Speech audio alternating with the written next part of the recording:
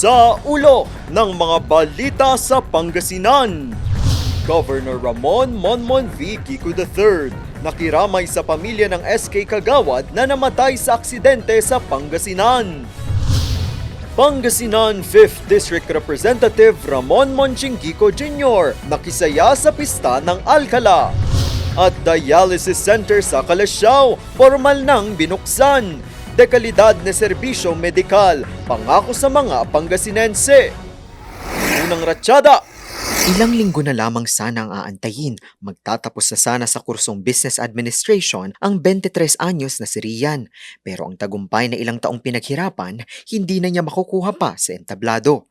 Hapon kasi noong Sabado, May 2, ang motorsiklo kasing minamaneho ni Rian sumalpok sa isang truck sa Urdaneta City, Pangasinan. Binawi ng aksidente ang kanyang buhay. Isa ring leader sa mga kapwa kabataan si Rian. Katunayan, SK Kagawad siya ng barangay Inmalog sa bayan ng San Fabian.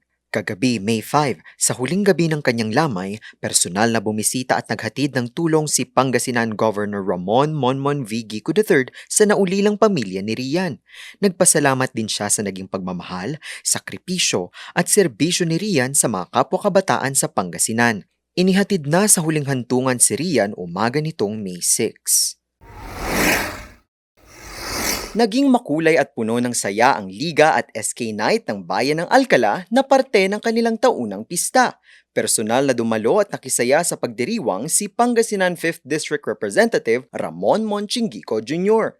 Dito, nakabanding niya ang mga kababayan habang nasasaksihan ang talento ng mga kalahok sa Battle of the Bands. Ayon kay Representative Monchingico Jr., isang karangalan na makita at makasama ang mga taga-Alcala lalo na sa panibagong taon ng pagdiriwang para sa patuloy na pag-usbong ng bayan.